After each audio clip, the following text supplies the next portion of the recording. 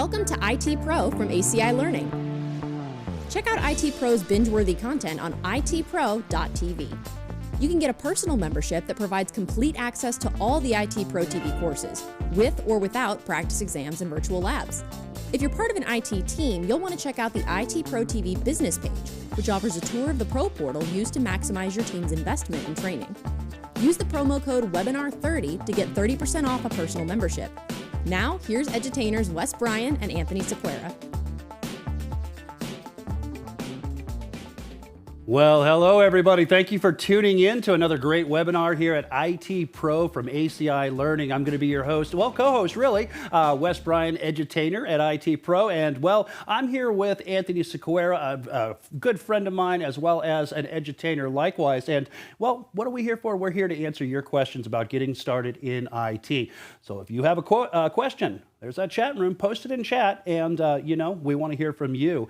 We want to tell you a little bit about how we got started in IT, so we can wait for some of those questions. But before that, Anthony, how you doing, man? I'm doing great, Wes. It's so great to get so much time with you. They don't normally let Wes and I teach together, so this is a real treat. We just went to lunch together before this. It's just a great Wes kind of day. And Wes, I have a question for you to get things started. Okay. So, by the way, I'm about to take a Wes class here at IT Pro. Yes, I am super excited. I have been wanting to take this class forever, and I finally have time. Wes did a PC build on his amazing bench. So there's the overhead camera, so we get to see exactly how to build our own PC from scratch. And I'm here to admit in front of all of our webinar students, I've never built my own PC. Oh, man. Yeah, I don't know if we watch should be your course. admitting that because you have a long track record in IT. Yeah, I've swapped many hard drives. I've repaired many a system, but I've never built my own system from scratch. All right. You know, it's interesting because I was about to tell you my story in IT, but I kind of let the cat out of the bag. You've had a very long career in IT. Can you tell us a little bit about, and our viewers a little bit about how you got started? Yeah, so it was the mid-90s, and I started to panic about getting a job in my field. I was an English major initially when I went to school, and I wanted to teach. High school English was my dream. I think I saw that Robin Williams movie one too many times about, who knows what it was called. Anyways, so I started to panic and really started to lean on my love of tech to find a great job. And much like many of the folks around here, I started teaching in a New Horizons. And I was teaching, I think, the Office suite in the 1990s. And then, sure enough, started getting ramped up on Microsoft and Cisco and various networking technologies. And then now all I do is tech, it seems. Well, it's interesting. As we were talking, Anthony, I got a question for you because you couldn't remember exactly what was your first certification, because we're always teaching TCP/IP these days as the network communication model. But I don't think it was that way back then. I'm so old, I couldn't remember. And Wes had to help me with what my first cert was, because I said, Wes, it's got to be Microsoft, right? And he said, no, dude, you probably did Novell. And he was right. That's right. It was the CNE. Yeah, my first one, the first time I got into IT, I started certifications as well. And mine goes back to 2009. My first certification was A+. I took the first and the second A+. Kidding. And I don't remember what we were in today. I know we teach up to like the 1100 series is what it is now. I want to say when I took it was like 401 or 501 back then. It was a 500 series back then. Yeah. But yeah, that was back in 2009 when I got started, getting into IT. Kind of like what pushed you to get certifications, kind of what brought me into the, hey, I think I want to go to school. Actually, it was really school before I even knew anything about certifications. But I didn't have the time and the money really that it took to get the college education. I had a new baby. My wife and I had just had our first kid. We work in a fast food restaurant, right? We weren't making much money, and that was kind of what pushed me. I was like, you know what? I don't want to stay in this type of industry. I want to have some kind of, successful career that can support my family. So we kind of started looking around, and I took technical courses. I kind of like the same type of technical courses we have here at ACI Learning. It was traditional instructor-led. It was in-house. You're sitting in front of an instructor. The instructor is right there, and you can talk to them as well. And I started getting my certifications, and then just started progressing. And then before long, I started working at the same place a New Horizons much Yep. the same way and became an instructor. That's so cool. And did you love it right away? Did you love tech I right away? absolutely loved I it. did too. I Yeah, absolutely. that was one thing. Now, I will tell you, there were a couple times we opened the books and we were looking at some concepts that made my skin crawl, like this thing called command prompt. But for yeah. the most part, I absolutely love the technology. And one of the things that a piece of advice that my instructor gave me at that time said, Wes, if you could turn this into a hobby, you're never going to be bored with it. You're always going to come home, and you might not want to work on it right then, but you're going to enjoy getting back to what it is that you do. And if you really do want to get into IT, that's one of the pieces of advice, without any questions being asked, just turn it into a hobby, because then you really, really enjoy what you do. And if you get the advantage of doing what you love for a career, I mean, that's a great day at the office. I don't know about you. I love that advice, and I love it too for a slightly different reason. Turning it into a hobby means you won't be doing it all the time. And that is definitely something to watch out for. And I was that person where, you know, I had a wife and daughter saying, hey, enough is enough. Why are you bent over that laptop all of the time, you know, banging away at some technology solution? So yeah, if it's a hobby, hopefully you won't be doing it 24 hours a day, because that's just not healthy. Most definitely. Now, we want to remind you of why we are here, because Anthony and I, we're going to turn around and we're going to have the same conversation once these cameras go dark, but we want to hear from you. So remember, you've got that question, you're here. Let's take advantage of the time that you have with us. Let's have a little fun. Let's go ahead and open it up and start getting some of those questions in. And Anthony, I'm going to go ahead and I'm going to post this first question here to you, because of the fact that it deals with somebody that just passed their CCNP security. Ooh, so nice. kind of high up there on the chain, Yep, and says, that's I'm it. thinking about going for SSCP or the SCCP certification as the next step. Your thoughts? I think it's fantastic. There are certain certifications like the CISSP and certain security certifications where I don't think there's any bad time to tackle them as long as you meet the prerequisites. And as a CCNP, that's the professional level of security certification from Cisco Systems, guess what?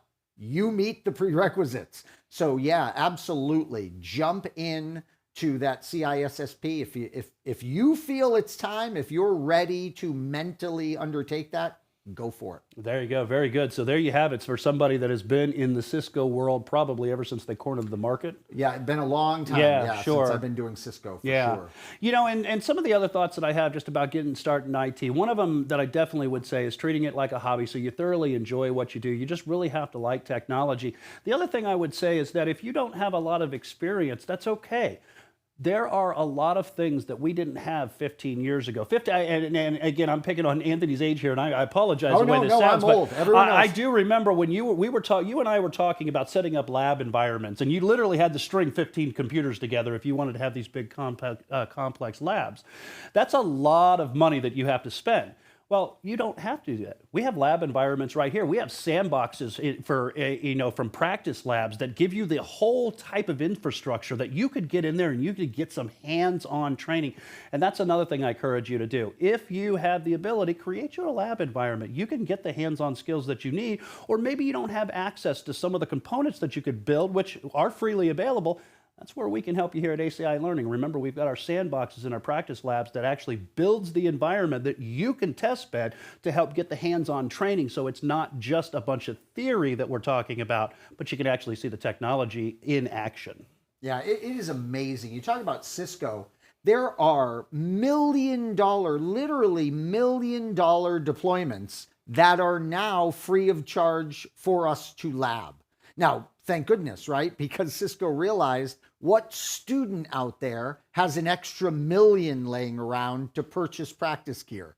So thank goodness that they've really addressed that. And yeah, money tends not to be the barrier to entry anymore. And that's great too, because these are actual Cisco devices that you have access to, unlike just some kind of That is a great point. virtualized environment. That is a great point. One of the things I always tell students is early on in IT is realize the difference between a simulator and an emulator. So a simulator is going to typically run on any kind of software you have, because it's not any kind of operating system, because it's not the actual computer equipment. It's a simulation of the computer equipment. But an emulator is where you are actually running the operating system off of that network device. And that can take a little more horsepower. Ronnie Wong here of IT Pro, he's got some 64 gig server in the back room there running a bunch of virtualized Cisco devices. But that's an emulator, and that's really cool. But yeah, simulators don't take that much horsepower. Definitely. So definitely utilize some of the, the tools that you have that can give you those hands-on practice. Now, let's go ahead and we've got another question here, and this is from a field service technician saying that they're currently repairing ATMs and related electronics. What would you recommend if I wanted to get into IT, specifically networking and PCs? Now, I'm going to go ahead and I'm going to spearhead this, and I'll let Anthony follow up. Networking. It's going to be essential, right? If you want to know PCs and you want to be a break-fix technician, that's perfectly fine. But if you don't understand the networking aspect, then you might not even touch the PC. You might be the one that delivers it in the box and then they sign off for it. Everything that we do today, you don't find many computers other than for security purposes that aren't connected to a network. So I would say it's a combination of both. Learn the language of PCs, learn the language of the computer environments, but then also learn networking too. Because if you want to take that career to the next level where you're not just the person only resetting a password or only changing a graphics card, networking is certainly the way to help accelerate that avenue down the IT career path. And Wes, let me ask you kind of a follow-up.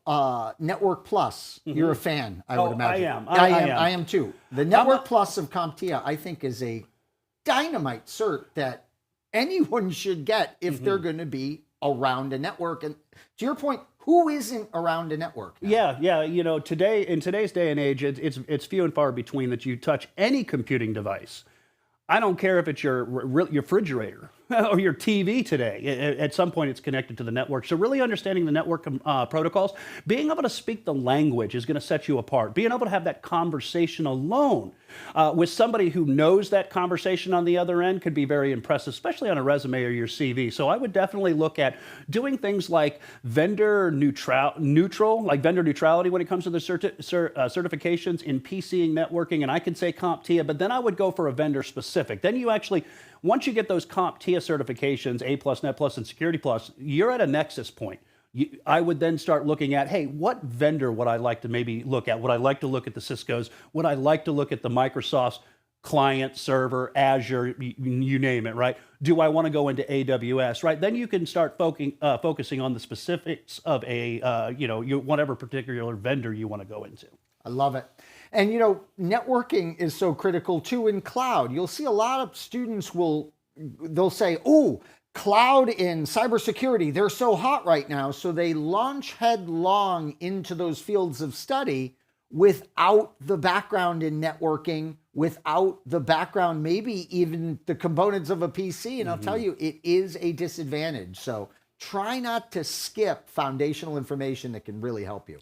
Definitely, because with anything, I would say you're learning a new language, and if you get into any of the studios where us edutainers are talking, and I guarantee you on any day I can ask the directors, and they say, I don't even know if they're speaking true English, right? We speak in jargon and acronyms, and it's not really to toot our own horns, but you are learning a new language, and before you can become comfortable with that language, you at least have to know the ABCs, and that's why I say some of those entry-level certifications are really good. And that kind of segues us, Anthony, into our next question. This is a teacher of 10 years, a decade been teaching. I don't know what other career options I had available. As someone who's interested in tech but not sure where to start, which courses would you direct me to at IT Pro? And I think we've kind of mentioned some of those. Well, yeah, one of the things that'll happen if you're in the vendor neutral kind of CompTIA world is even their foundations of IT, that's going to show you the different areas of IT that exist.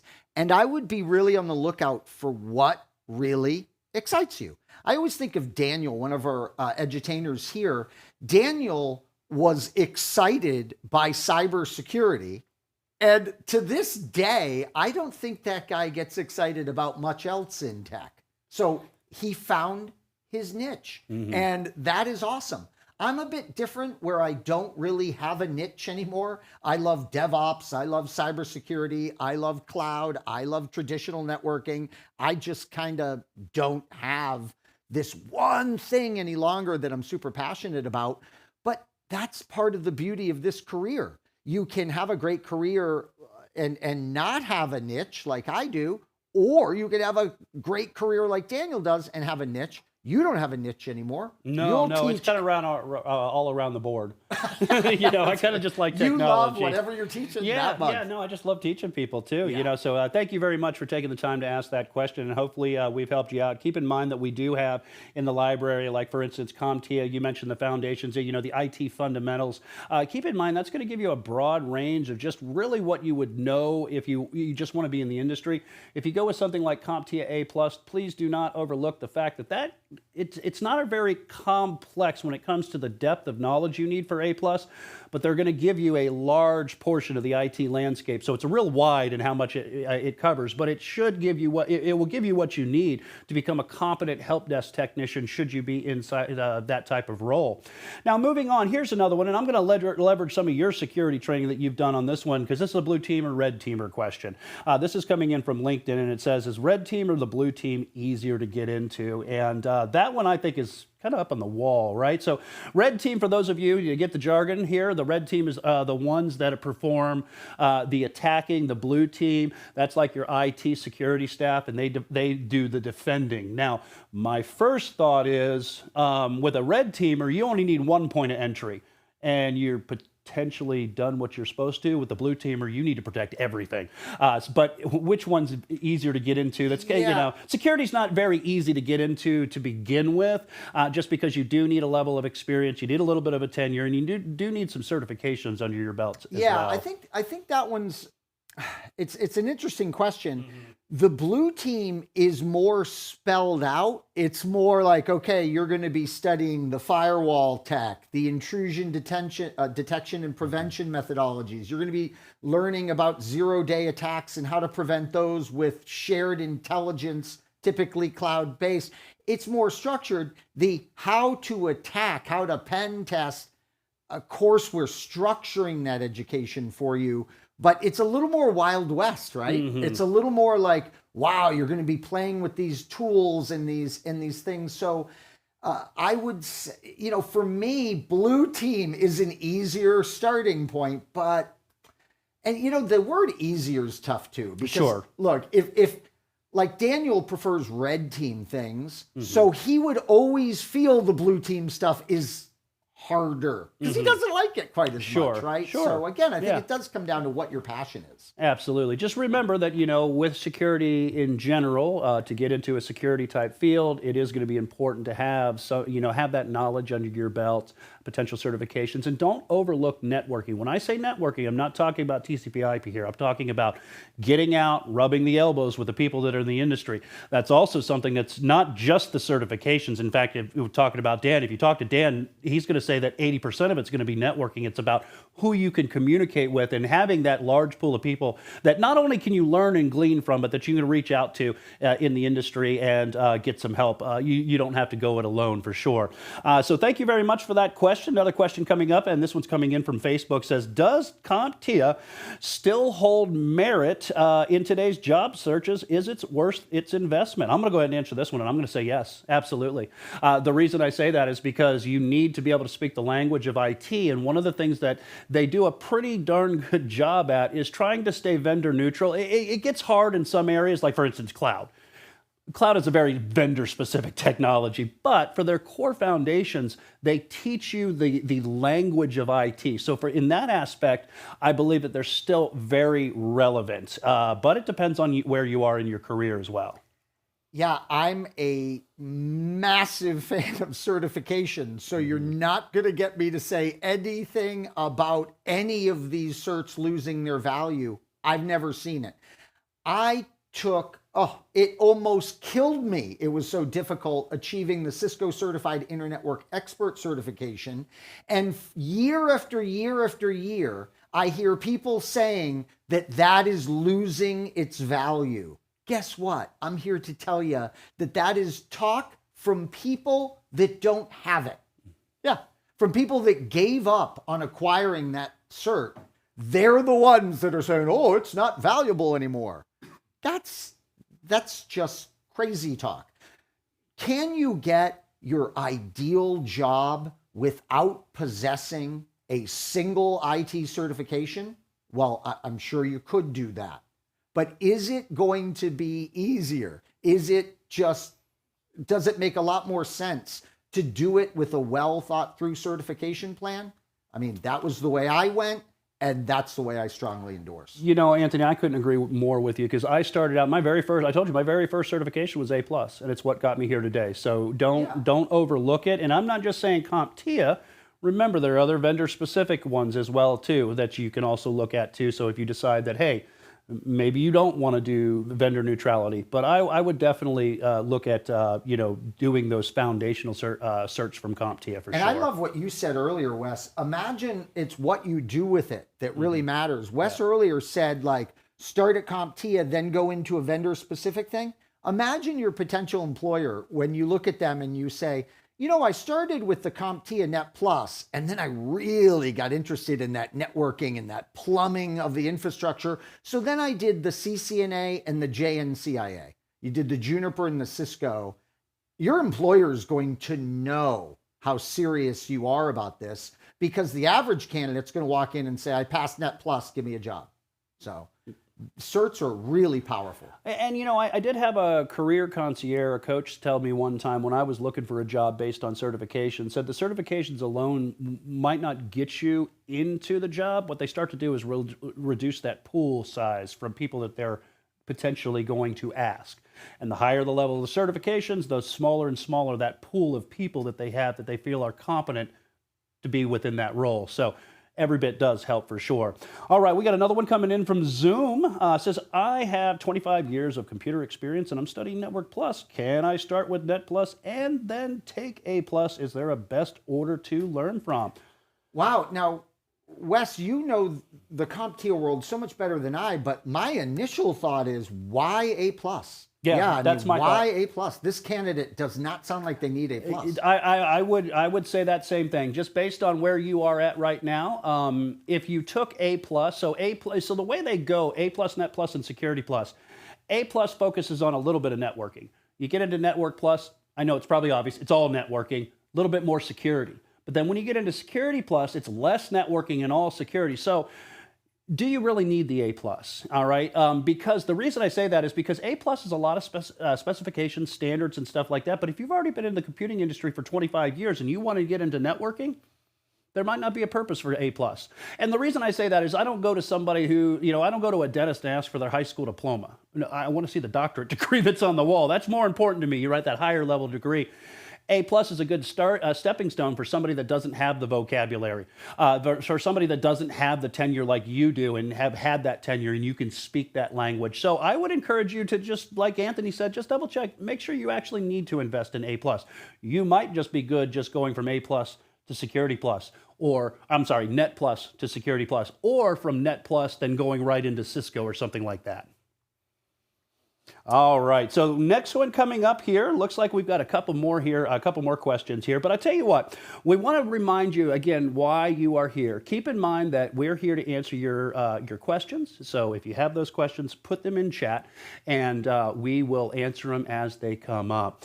Now, we do have a couple more that are coming up here, so I've got another one here. This is, Rob is asking, says, what certification or certificate would you recommend after passing AZ900? So this is the high-level Azure certification. So they're in the cloud at this point. Yeah, I think, well, first of all, if you work for an Azure shop, then you're just going to continue with the many additional Azure certifications. Now, if you're looking to just really be that lethal cloud engineer, well, it's time for you to jump over the fence and visit the good folks at Amazon, right? What I did personally was I started using AWS, and so I did the AWS certs, and then I went Azure and did the Azure certs, and then I went Google Cloud Platform and did those certs. Notice the order I did them in was indeed the order of market share. So I started with AWS because that's what, at the time, by the way, they had 70% of the market share. Azure had a tiny slice and so did Google, but that's how I did it. And that's what I would recommend for you. Unless you know you're going to be in an Azure shop for the rest of your life, well, then I don't think there's really much to going after those AWS and Google Cloud Platform certs. Although, watch out for one thing. Even if you're primarily in an Azure shop, more and more companies now are starting to move workloads based on on-demand pricing. And there's even software packages now that'll help you do that. So Wes, you're running some little gadget up in Azure and the software detects that you can $1 a month by sliding that workload over to AWS, it'll do that. And that $80 a month should really be $8 million a month, because the companies that do this are saving massive amounts of money with those moves. Definitely, and that's your success on the Microsoft or the Azure Fundamentals certification is kind of one of those paths that we're talking about, right? CompTIA has their Cloud Plus certification, which is vendor neutral. And then after you would pass something like that, you would go to the AWS, the GCP, or you've gone to the Azure and done the Azure Fundamentals. I want you to keep in mind that one of the next stepping stones for after AZ 900 would be something like a course we just recently updated in our library, and that's the AZ 104. AZ 104 is the Microsoft Azure Administrator. Now you're going past the fundamentals and you're saying, hey, I know to speak the language of Azure.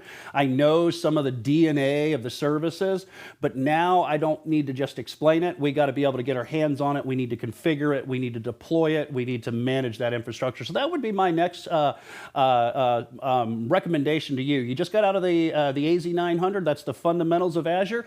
Check out recently updated courses in our IT Pro library, and that's the AZ 104 Microsoft Azure Administrator. So another great question, and hopefully we've helped you out with that one. Now, next up, we've got another question up here, and this is coming from YouTube. The YouTube, it says, as a cybersecurity analyst, which one of these are good to get, the CASP or the CISSP?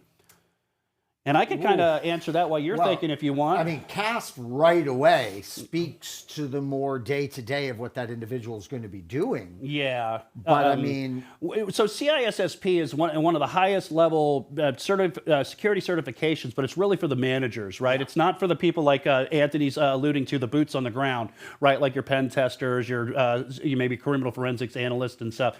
But it is one of the highest level certifications, and we have it. Adam Gordon, brilliant mind, teaches that here. CASP is CompTIA's offering of what essentially would be like a CISSP without saying CISSP. That's what is it? CompTIA Advanced Security Practitioner, I believe is what that certification is.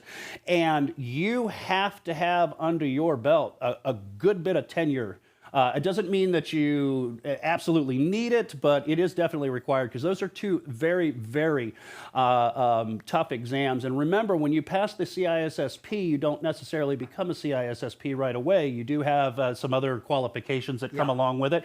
CASP, when you pass it, you're proving some kind of equivalent type of knowledge, and we let our security gurus here talk about this to make sure that I'm accurate. But when I pass the CASP, I do get some level of equivalent, but I also get my certification right away. So there's something to think about too. But CISSP is going to be more recognized. Yeah, I just realized I was thinking of CISA Plus. Yeah, that's a completely different cert, and that's more boots on the ground. Yes, absolutely. So that would be your blue teamer, and your Pen Test Plus would be the red teamer. Those would be the people that are working, and then CASP would sit right above that. That's their highest level certification. So it is a good certification, but if you look at recognition side by side, I would say CISSP is much more recognized from IC Squared in the industry than CASP is, but CASP is still a good certification nonetheless. All right, so Wes and I are so old, to put this in perspective. We remember when there was only one CompTIA cert. Yes, definitely. Now there's at least 20. Yeah, and we're probably more all the time. So thank you very much for that question. Now, we've got another one coming in here. All these great questions. Keep them coming in, everyone out there. This coming in from Zoom. Says, I just started out with my MD 100 and MD 101 certificate. If I want to get a job quickly, should I specialize in SC 200 or be broader, and can't really get the last part of that. So I'm going to go ahead. I don't want to fix printers forever, right? Do I want to go a little bit more broader with Azure 104? So again, let me go ahead and help you out with this one. So what you did is you started out with the traditional Windows client certification, and then the modern desktop administrator, which now we're bringing in things like Azure, Autopilot, deploying to the cloud versus the on-prem. So you're very Windows client specific, but you have got into the modern desktop administrator, which is that MD 101. So you're already getting some kind of experience and connection to hybridized type environments on-prem and in the cloud. Why not just turn around and just keep that going and move into the Azure AZ 104, that Microsoft Azure administrator? Because now you know it from two different sides, right? You know it from more like the help desk support technician and how to help the clients, as well as how to move them into the Azure infrastructure and then manage and maintain that Azure infrastructure likewise as well. So my goal is you already have that mindset, that head, you got your mind in MD 101. I think Azure 104 would be an easier lift for you following that, but that's an opinion of mine. I love that. I love what you said there. Yeah, and these, you know, a lot of these technologies, don't make this mistake of, I know they are hyped, right? All we hear about now is AWS and Azure. I mean, my gosh, I was watching the NFL playoffs, and you see this constant AWS stats and powered by AWS, and AWS is and cloud is everywhere. Try and avoid this thought of that it's all hype. I'm here to tell you, Wes is here to tell you, it isn't. Things are moving to the cloud so rapidly. It is amazing. So as you're getting excited about that Windows client tech, incorporating more and more cloud, more and more networking into your study is going to make you a much more valuable employee, one that, as you indicated, is not relegated to fixing paper jams. Although right. Wes and I are good at that too. Yeah, I was going to say, I think the only one in this building that can fix a printer is Ronnie Wong. Yeah, that's true. Transparency here. That's right. So let's go ahead and let's move on to the next one here. Thank you very much for that question out there. We appreciate having you here. So the next one says, I keep hearing, okay, I'll give you the heads up on this one, boot camps, right? Oh boy. Oh boy. I keep hearing scary things about some online IT boot camps. Is it true that there are some to stay away from? And I'm going to tell you, yes, there are some to stay away from. I don't have actual specifics on that, because what you need to keep in mind that you're going to pay a hefty sum. You're going to go through rogue memorization from beginning to end, and then you're going to get a certificate on the outside of that, but you might not be able to retain that information. Come the following Monday, your mind is going to be so burnt, you might have lost half of what you learned. So you have to keep in mind, yes, it's a good way to get a certification, but does it really show that you have the hands-on skills to do the job? I don't know. What do you think, Anthony? I couldn't do boot camps when I was 25, and now that I'm approaching 55, I definitely can't do them. It doesn't mean they're all bad. No. Some of them you definitely have to watch. What are you getting in the end? Yeah, in fact, thanks for bringing that up, because everything that Wes and I have talked about, this is all a matter of opinion, right? I mean, this is different strokes for different folks, and some love 9 to 7 p.m. I even know of some boot camps that essentially go 9 to midnight, because the instructor allows the students to go back down into the classroom in the evenings, and many students do that. For some people, that like total immersion is how they have to study this. It never worked for me. It just didn't. By 11 a.m. in the boot camp, I was sitting surfing the web inevitably, because I just didn't want to immerse myself in no matter what the technology topic was for that long. Definitely. And that's just and that's my study habit as well. I couldn't retain any of the information. So it was more just hey, I went through this to put a check mark on it and say that I went through it. So take them with a grain of salt and just make sure that you do your research, because I'm not here telling you that every boot camp is bad. That's not what we're saying. But there are some that you have to justify do you really get the benefit of the training? Or at the end of the day, is it just the certification? Because if you're just getting the certification, then future, if you go into a job role and they ask you about those questions, if you haven't retained them, then you might not have the right answers. So just be very careful with it is what I would say. And again, thank you. Great question here. Now, I've got a great question here. Well, these are all good questions, but here's a really good one. And here's one that's kind of near and dear to my heart because this is about test day.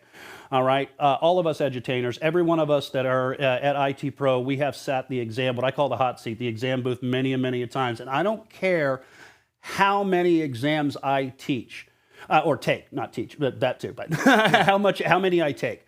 I still get shaking hands when it's the end of that exam and I have to convince myself to push the end exam and see the score, whether I passed or failed, right? So that's somebody that's been taking a lot of exams and I still have that nervousness. So the day of the test, here's the question. Do you have any test day recommendations?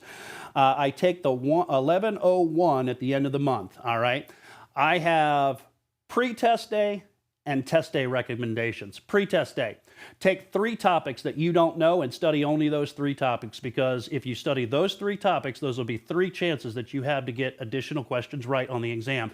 Do not study everything. You will try to study everything, and in your nervousness, you'll lose what you've studied on any of it, right? So just take those 3 things. Just take a couple of things. It'll give you just that one little push that might be the difference between pass or fail. The next thing, the day before the test, get plenty of sleep. All right, you do not want to stay up all night the night before studying, because the next morning when you go in, you want to have a clear mind. You want to be refreshed. Another thing, that when you are taking the test that day, remember that questions that aren't answered are wrong. So if you come to a question that you don't know, mark it with your best answer. Don't leave it blank, right?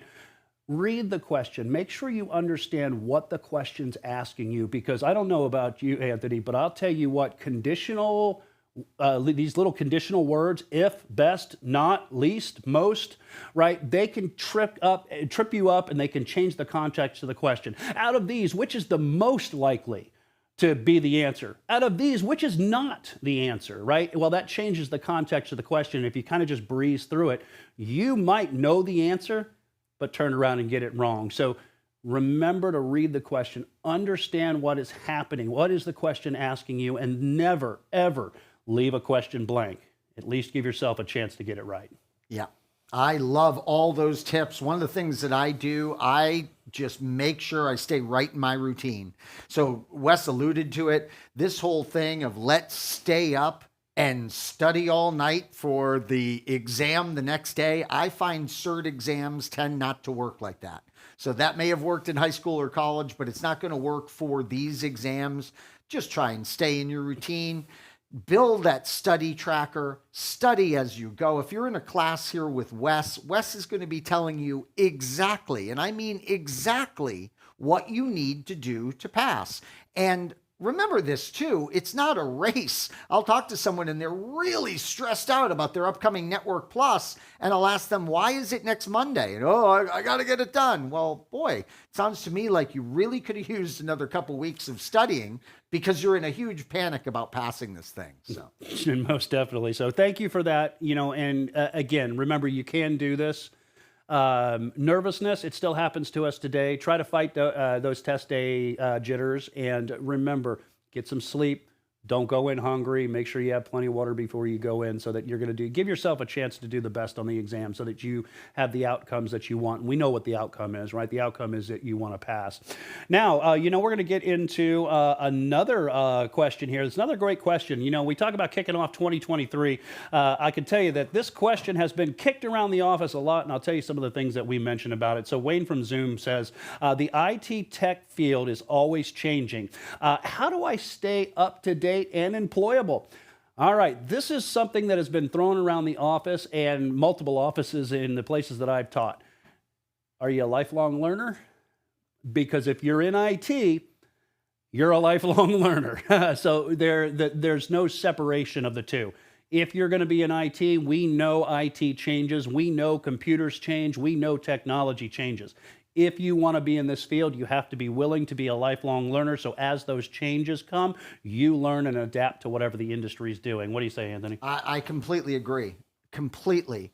And you will stay current as you are in this field and as you're renewing certifications. That's another reason I'm a huge fan of certifications. You know, certifications, you don't just get them and keep them for life. I have a big sign I just printed at my desk reminding me that in July of this year, I have to recert my Cisco Certified Internet Network Expert certification.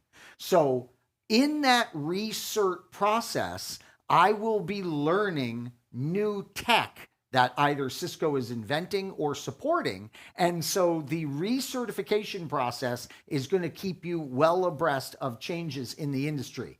And I got one more thing to say about this. This may be a little controversial, but what the heck? We'll get a little tech-nado here in this webinar. The things don't change that much.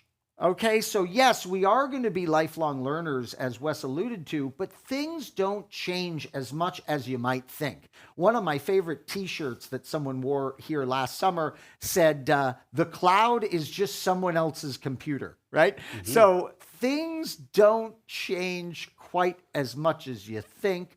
And, you know, Wes and I are here to tell you that you will be staying abreast on changes in the industry when you're in this career, and it's not as daunting as it sounds. Sometimes it almost happens by osmosis.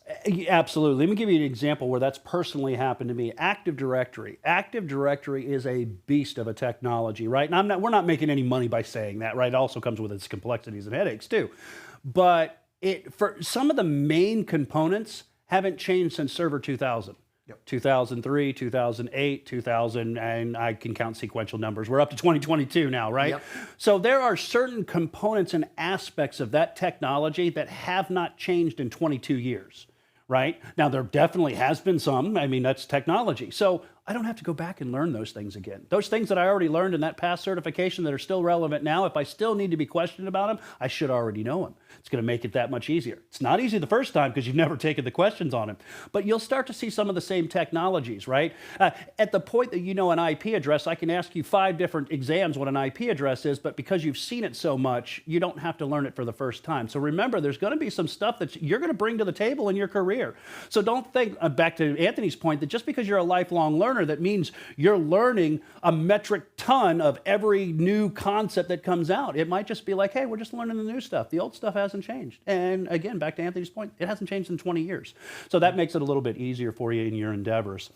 All right, so great question. Anthony, did you have any other thoughts on that? No, I love what you said there. And look at Azure Active Directory. Sure. Okay, so now that's the next thing we have to learn. Right. And that education that we had in traditional on-prem Active Directory is super beneficial when we learn Azure Active Right, Directory. It moves into the cloud, and now you just need to know how does it apply to the cloud-based technology. So again, osmosis, they really like that one.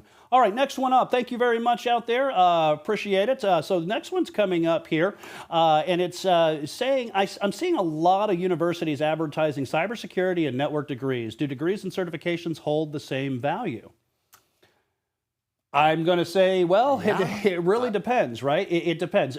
I will never tell you that traditional college degrees are not going to benefit you. They will absolutely benefit you.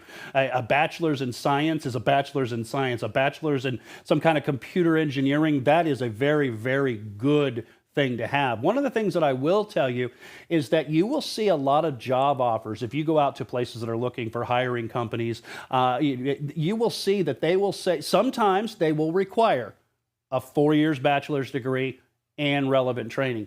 Sometimes you'll hear them say a bachelor's degree in computer science, I'm throwing these out here, it's not a specific one, but holds a bachelor's in computer science degree or experience or relevant certifications, right? So you can have both. But I am here to say there are certain times when they say, hey, you just have to have that 4-year degree. Other times, you don't need that, it's not required, they want it, but not required, but you have to have the relevant certifications for the technologies that you're going to help to be supporting as you come into that company. I love it. One not to skip is communication skills. So let's not skip that one, okay? If you're going to skip traditional college, fine. I didn't. I would have. I definitely would have if I could go back in a time machine, and my father would be thrilled if I had skipped it because he paid for it. But anyways, I definitely want to emphasize communication skills. So one of the gaps that we see in our industry is for those folks that went from high school or maybe even no high school, they went right into tech and they're amazing coders or they're amazing network engineers or they're amazing system troubleshooters. Unfortunately, they really lack in the business communication skills. And it's no wonder that they do. All they're really interested in is tech. And they never took any public speaking classes. They never took any writing classes. They never took any of those courses that they now really could benefit from in the business environment. So just keep that in mind. You know, you say that, and that's absolutely true. And that's one of the reasons, like CompTIA and their A+, they went to the ITIL library and they brought in some of those foundational communication and professionalism. Now, that being said, keep in mind, we also have ITIL training here at IT Pro from ACI Learning as well. So some of those entry-level skills that it doesn't matter what industry you're in. If you're into some kind of product and service management, will definitely benefit you, because you don't want to have the proverbial Nick Burns moments from SNL where we're like, move, get away from the computer, right? We don't want to do anything like that, right? You might be good at your job, but you lose the ability to communicate effectively with people, and that's going to be something that's very important and very beneficial early on in your career. So don't overlook those skills that Anthony mentioned. All right, so we got another great question coming up here. This is Aaron from Zoom. I'm a firefighter. Thank you very much, by the way, for your service. But I want to switch fields, and I have my A+. How can I get more experience if I can only commit to a part-time position? All right, well, lots of coffee. One of the things to keep in mind is that, again, lab environments, right? We have things like virtualization today. For instance, VirtualBox is out there. It's free. It's open source. You can download it. You can go to things like Microsoft's Evaluation Center and download trial copies that you can't use in production environments. But we as instructors, we use them all the time to test the technology that we're going to be bringing the concepts to you. Well, you can do the same thing. I'm here to tell you. But if you don't have that time, right, you need that platform to already be built and constructed for you. That's where we have at ACI Learning, we have practice labs, right? You can become a member here. You can gain access to the practice labs, and they have full data centers that they've built out, and you just need a web browser connection. So one of the things I would say is if you only commit to a part-time position, then you have to be willing to commit to, outside of that position, time to get your studies in and to learn the technology. Yeah, I love it. And one of the exciting things about cloud these days being so popular, and it's so great for us students, is it's very easy to build robust, full-blown working solutions in cloud that are zero cost. You can do that in Azure. You can do it in AWS. You can do it in Google Cloud Platform. With their initial free membership, free subscription, you can build legitimate, robust solutions. So imagine you're on the job interview for some cloud job. You ask the interviewer, do you have a PC there? Do you want to visit www. whatever your domain is? And whatever solution you built is there. That's quite a moving resume, or a living, breathing resume. I don't work in HR. I'll stop pretending. Well, I have to say that I'm an edutainer, and I support this message because I have two tenants. Wes, you are so funny. I have an Azure tenant that I use. We have tenants here that we use for IT Pro demos and ACI Learning demos, but I've also done the same thing. I have my own tenant. I have one tenant in Azure, and I have one tenant in AWS. It costs me absolutely no money.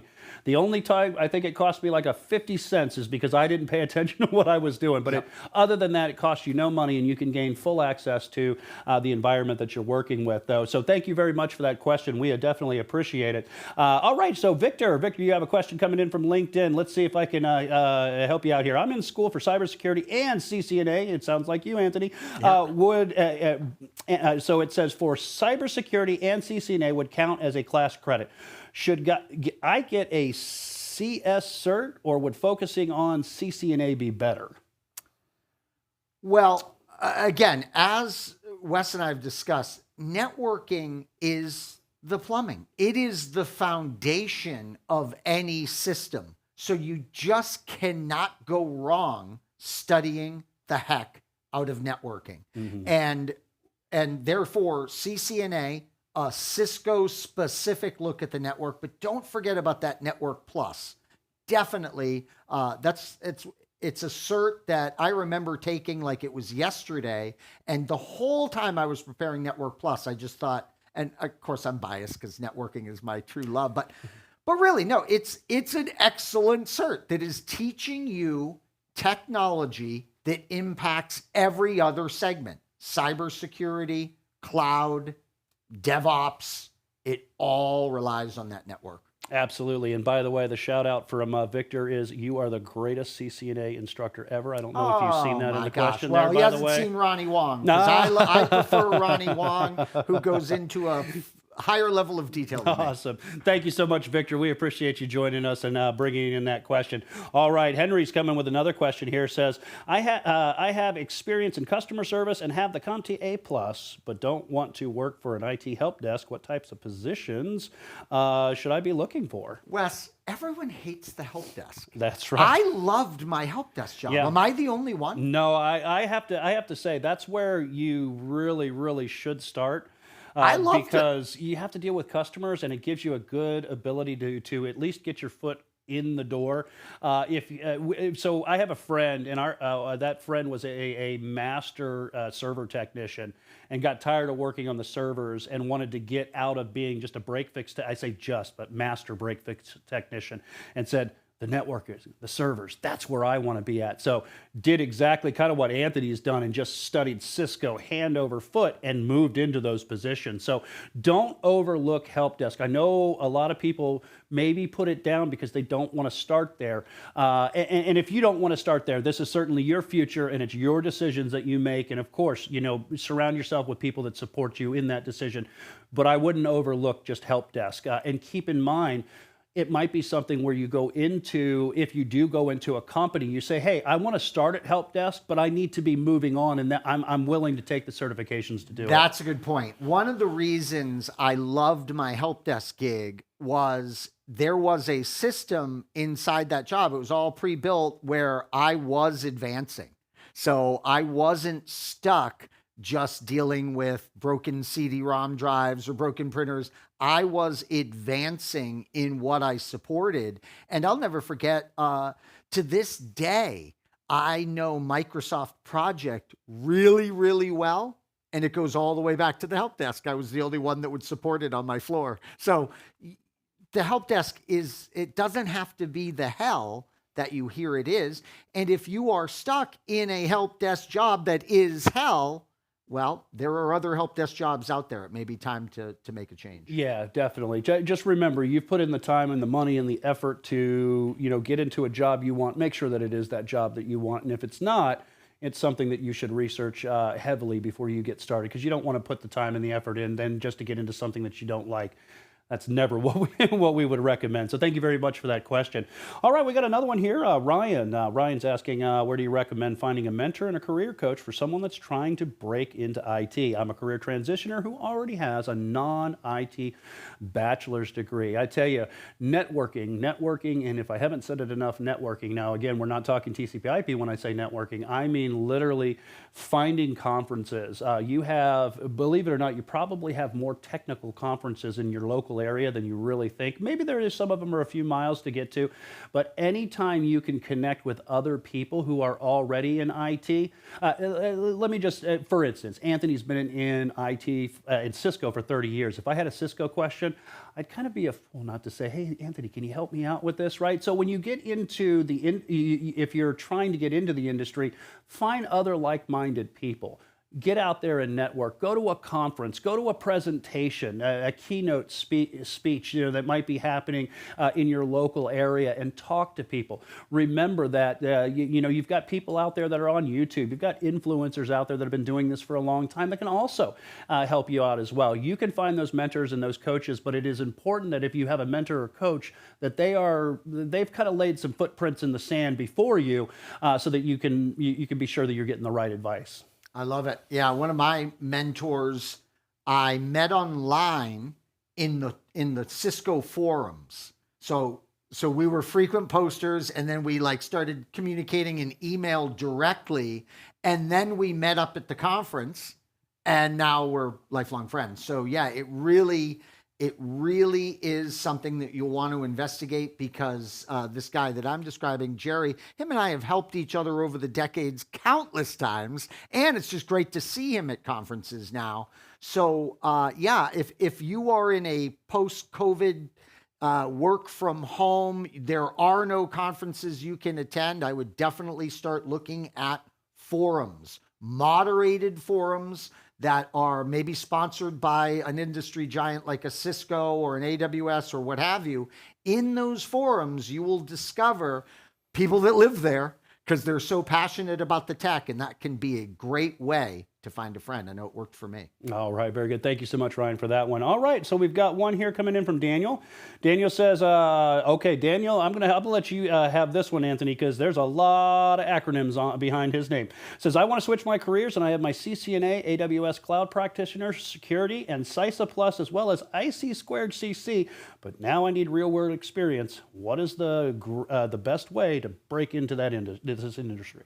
My gosh, this person needs to start applying. Yes, right? So yeah, they you got have the the track record. certs. Yeah, Yeah. you have the certs. You got to get your foot in a door to start building that experience. And you may have to fix some printers, right? At times we will do whatever we can to get our foot in the door. Here at IT Pro, we have hosts that are with our subject matter experts in the studio.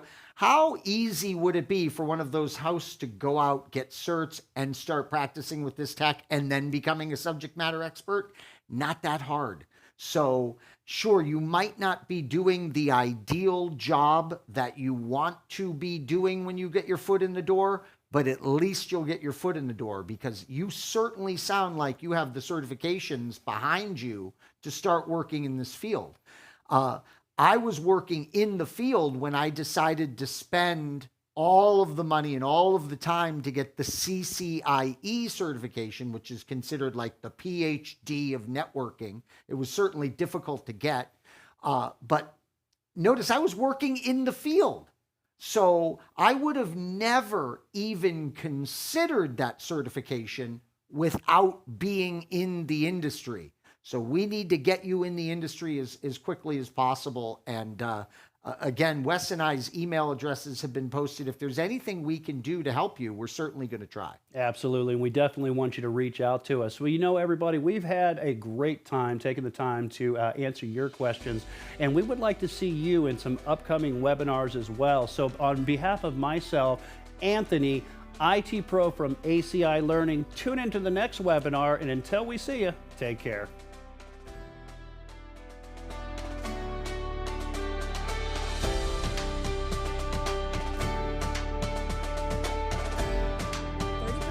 Personal membership with code WEBINAR30. We'll see you in the next webinar.